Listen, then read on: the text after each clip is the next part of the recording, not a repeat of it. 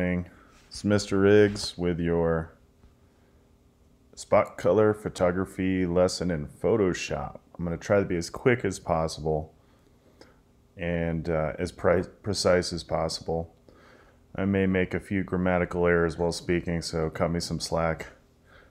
Here we go. First thing we're going to do is create a new document. So when you open up Photoshop, the PS icon should open up and look like this.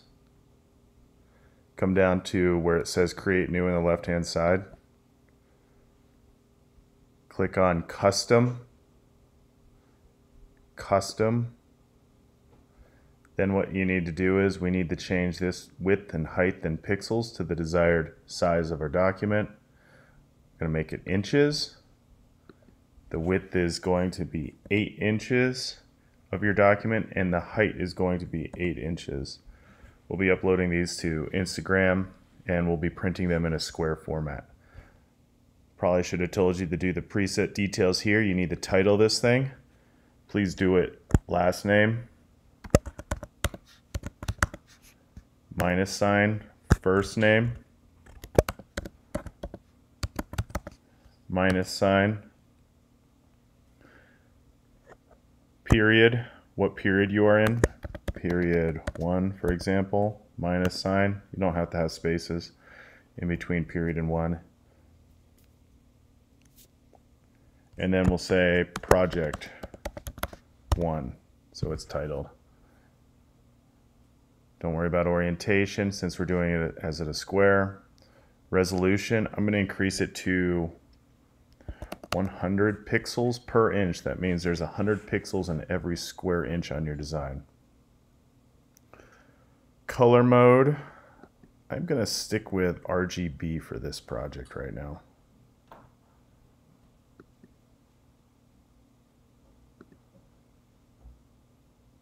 Background, transparent. 8 bits perfect.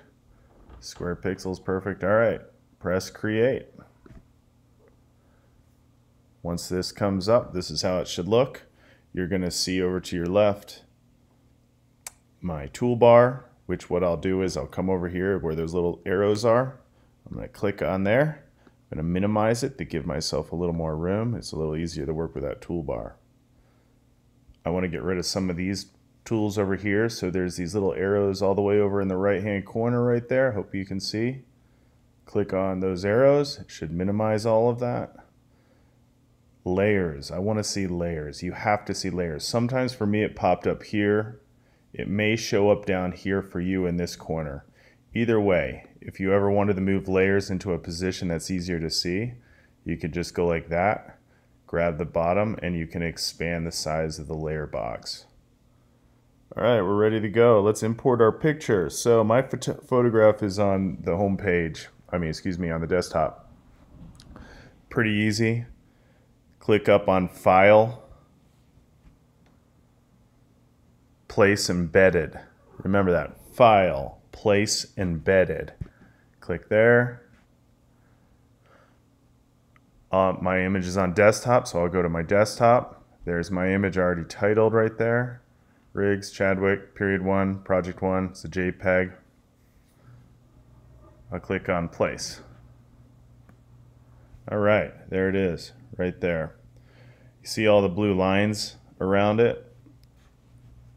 It's not placed into Photoshop quite yet, so you need to grab a corner, expand your design so it fits into the square. Use the little arrows on your keyboard to get it into a position that you like it.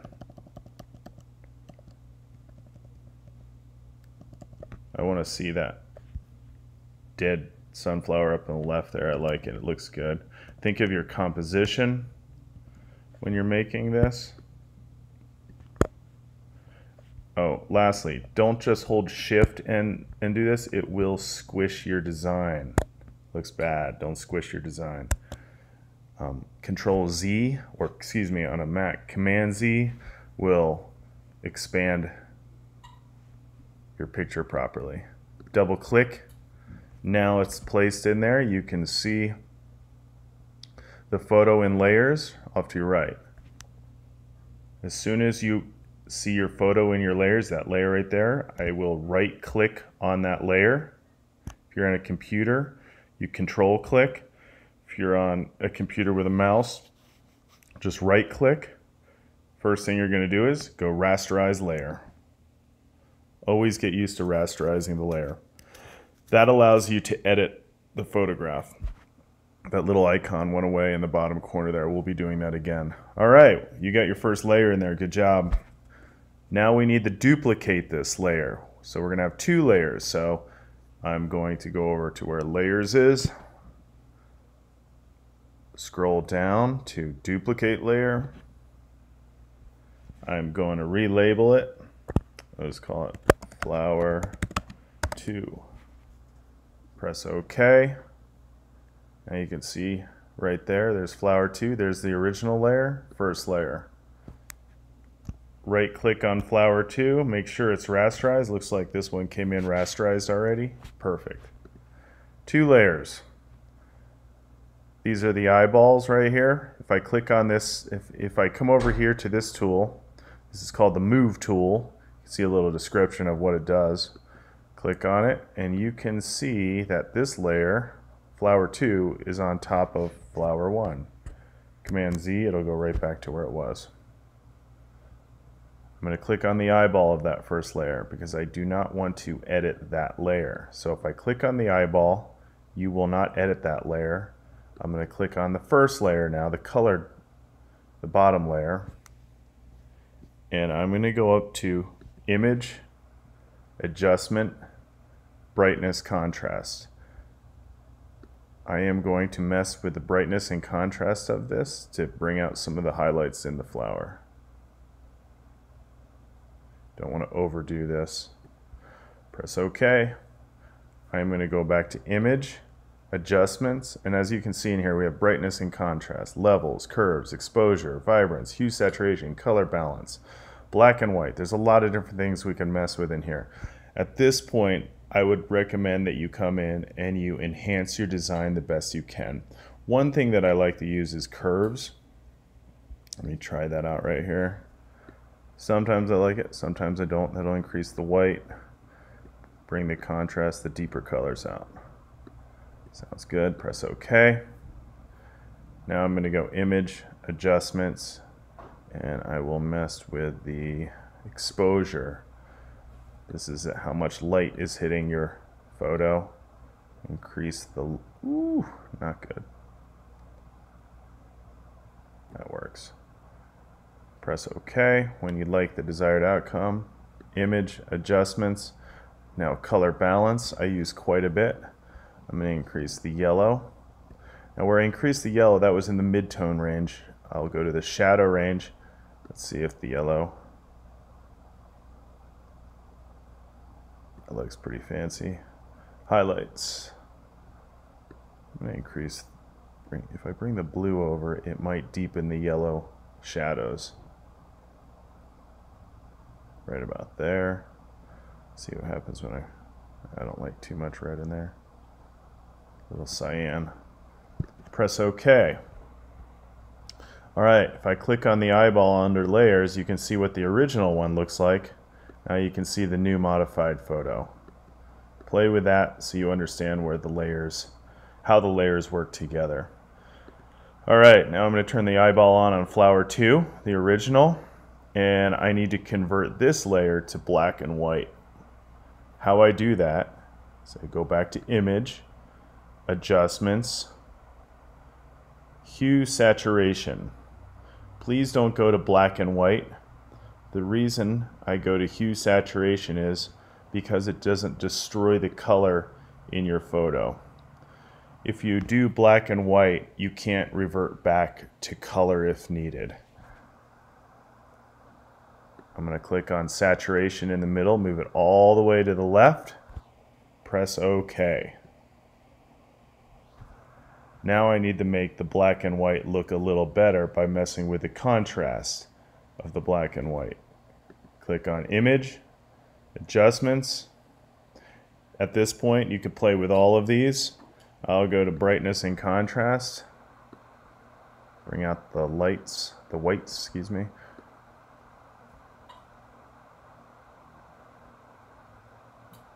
The shadows are darkening. Press OK. I'm going to go back to image adjustments. Try curves on this. Click in one area. Click in the lower area. Press OK when you like it. All right. Next, we got these two layers. We want the spot color to come out in your design. So what we need to do is erase away the top area so you can see the colors come out from the bottom layer. When I go over to my toolbar to where it says eraser tool, you can come up to the top screen and you can find all different types of erasers and to give you a different technique or a different look. Right there, I'm going to use a soft round eraser. I might make it a little bigger. The brush size is right here. It's on 30 pixels. I'll take it up to 43 for right now. You can mess with the opacity of the eraser so it doesn't erase as much. The flow will slow down. The smoothing, mess with all of these. You'll get different effects each time. The only way to really learn is by doing multiple attempts. Remember, Command Z will save you after you try different things. Next, I'm going to zoom in, and at this point I am going to erase away the bottom layer. Now, one of the biggest mistakes students make is they don't zoom in close enough. So if you zoom in close, you can get all those little details. This is also a good time for you to use the Wacom board so you can use that little pen and get all the details. I'm not going to do this whole thing right now because that'll take forever, but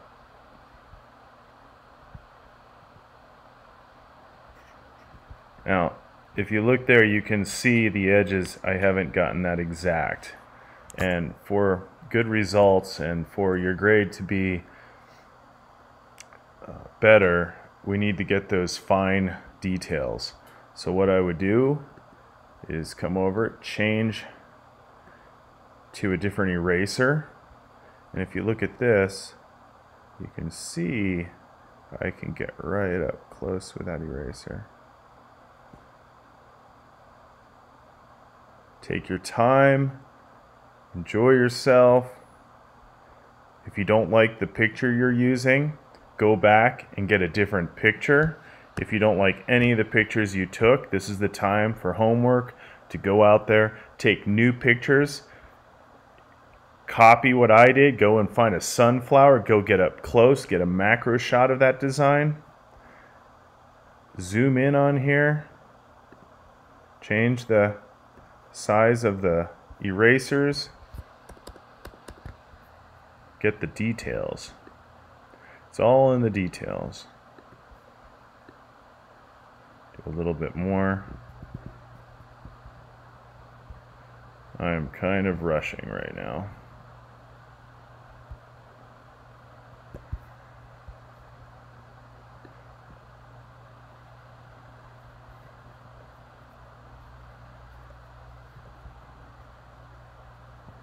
There's a lot of other little tricks we could do, but this is a great intro lesson on how to use these basic tools. The eraser tool,